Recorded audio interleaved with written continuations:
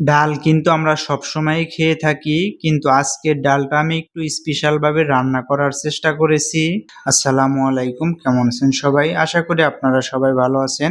আজকে আমি রান্না করব স্পেশাল লেবু ডাল। চলুন কথা না বাড়িয়ে ভিডিওটি শুরু করি, আর আপনারাও ভিডিওটি কন্টিনিউ করতে থাকেন। ডাল রান্না করার জন্য আমার যে উপকরণগুলো লাগবে সেগুলো আমি শুরুতে গুছিয়ে নিব। আমি বড় সাইজের 2টা পেঁয়াজ চপ করে নিয়েছি।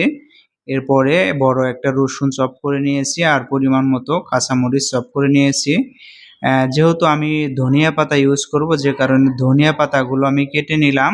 আর যেহেতু রান্না হবে আজকে লেবু ডাল, যে কারণে কিন্তু লেবুটা আমার প্রয়োজন হবে, তাই আমি 1 পিস লেবু একদম পাতলা পাতলা করে কেটে নিলাম লেবুটাকে। আপনারাও কিন্তু এরকম ভাবে কেটে নিবেন।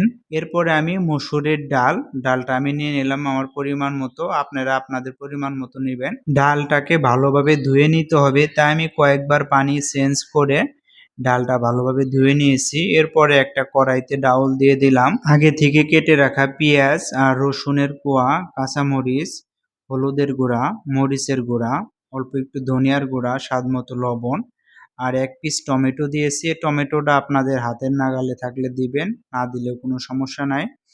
এরপরে রান্নার তেল দিয়ে আমি এটাকে হাত দিয়ে ভালোভাবে মাখিয়ে নিচ্ছি। আপনারাও হাত দিয়ে ভালোভাবে মাখিয়ে নেওয়ার চেষ্টা করবেন।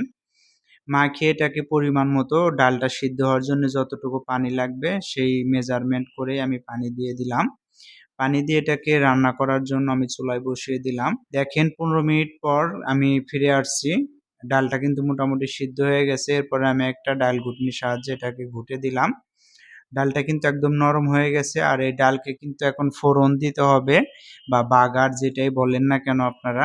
আজকের এই ডাল ফোড়ন দিতে আমি তেলের পরিবর্তে 2 চামচ ঘি ইউজ করেছি। এরপরে রসুন আর পেঁয়াজ দিয়ে দিলাম।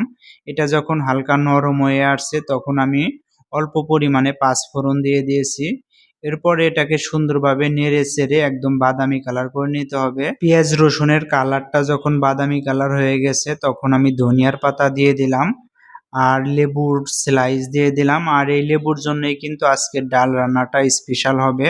আর আপনাদের বলছি, আপনারা যদি টক খেতে পছন্দ না করেন তাহলে কিন্তু লেবুর পরিমাণটা কম দিবেন, বা লেবুর চুচাটা ফেলে এরপরে ইউজ করবেন। তা না হলে কিন্তু ডালটা একটু টক হয়ে যাবে। যাই হোক, আমি সুন্দরভাবে দেখানোর চেষ্টা করেছি আজকের এই স্পেশাল ডাল রেসিপি। ভিডিওটি যদি আপনাদের কাছে ভালো লাগে অবশ্যই লাইক, কমেন্ট, শেয়ার করে দিবেন। আর হ্যাঁ, আমার এই ইউটিউব চ্যানেলটা একদমই নতুন, আপনারা সবাই আমার ইউটিউব চ্যানেলটা সাবস্ক্রাইব করে দিবেন। আজকের মতো আমি এখানেই বিদায় নিচ্ছি। আপনারা সবাই ভালো থাকবেন, সুস্থ থাকবেন। আবার দেখা হবে পরবর্তী ভিডিওতে। আল্লাহ হাফেজ।